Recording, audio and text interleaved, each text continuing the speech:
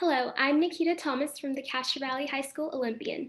Our guest today is Congressman Eric Swalwell, who has represented the East Bay in the House of Representatives for more than 8 years. Thanks for speaking with me, Congressman. Of course, Nikita. Thanks for having me back. Without further ado, let's get started with the questions. Sure. The first question is about the pandemic. What are the next steps we should take regarding COVID?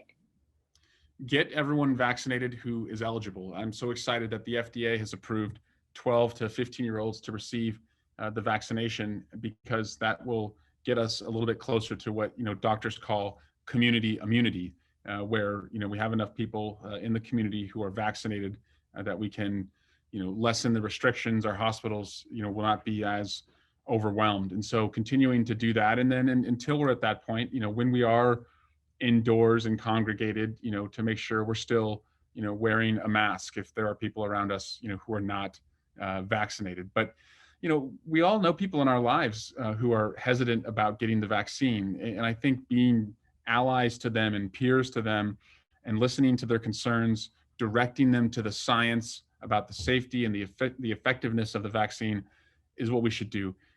Don't shame people if they don't want to get the vaccine. Don't lecture them.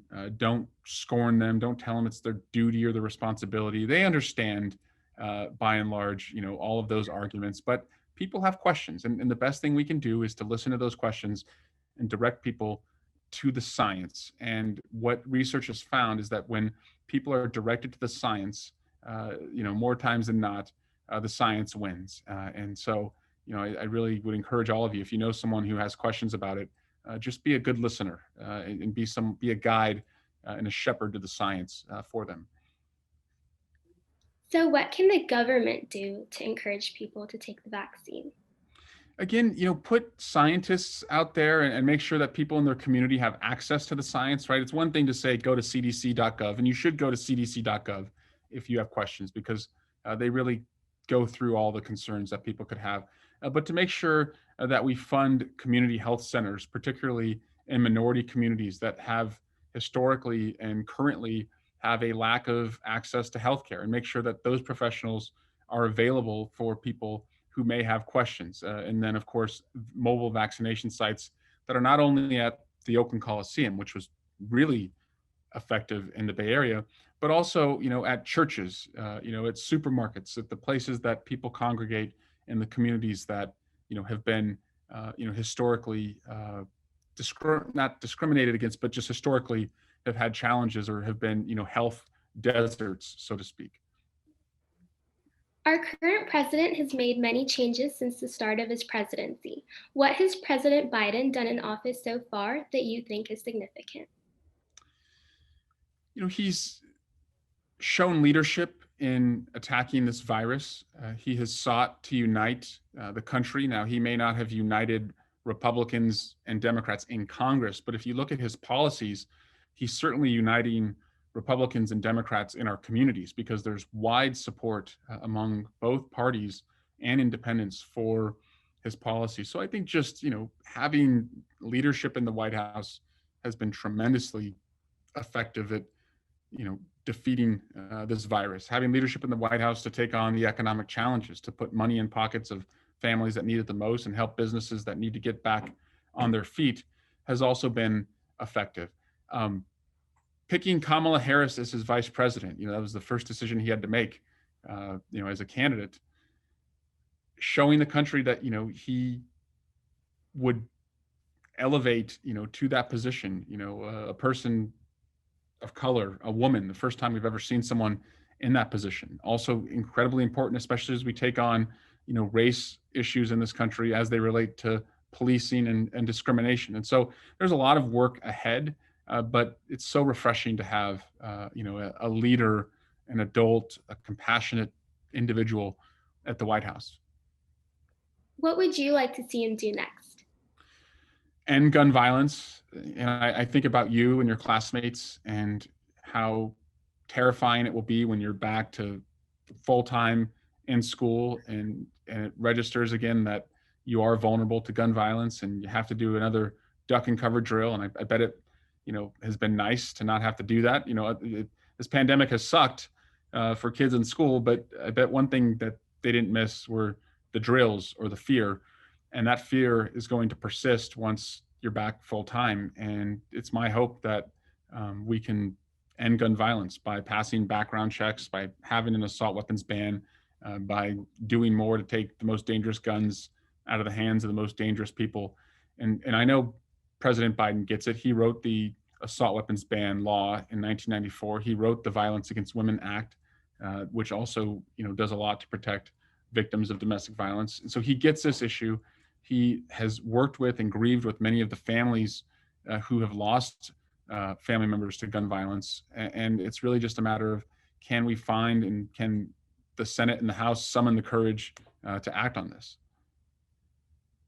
Recently, the trials of Derek Chauvin just came to an end. What do you think about the Derek Chauvin verdict? Yeah, so I think, in 1 second, you can tell Marty, you can come in.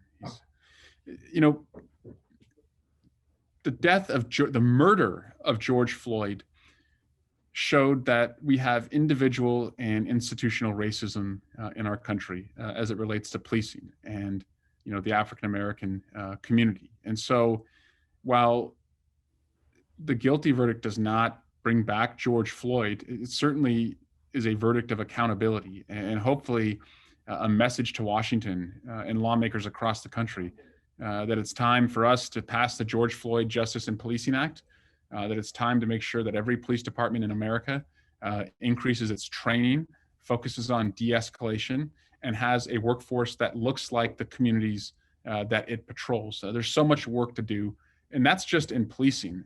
That doesn't do anything to change the dynamics in Black and brown communities where they don't have investments in education, in jobs, in healthcare.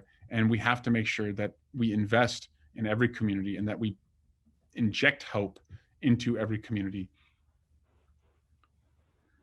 So, the governor of California has been facing some issues lately. What do you think about the Governor Newsom recall effort? It's a waste of time, and it's clearly motivated by pro-Trump, pro-insurrection, people who, are pandering to and exploiting grievances that are real. I mean, yes, parents are upset that their kids are not in school. We're all anxious about a wildfire season that we know is coming. We want to attack and defeat homelessness in California. And we have a governor who every day has been seeking, to do that. In California, because of its recall laws, allows like a small percentage of the population to put this on the ballot and, really disrupt governance. So, I'm opposed to the recall. I support Governor Newsom. I understand some of the legitimate concerns that people have about those issues I just raised, but I think the best way to address them is to have, a governor who can govern without the distraction of a recall. So, how do you think it'll end up? The recall will be defeated, but it will be very costly and it will distract, many lawmakers and, officials from doing what they have to do. What do you think about the idea of tuition-free college?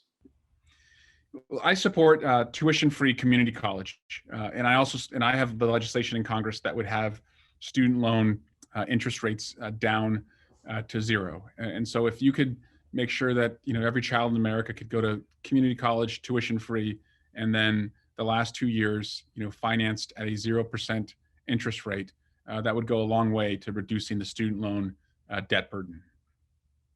And our last question, what are you most proud of achieving in office? Oh, well, I have to say, I'm most proud that on the issue of gun violence, I have been able to work with your generation, the next generation, and that, an issue that too many has felt is left behind.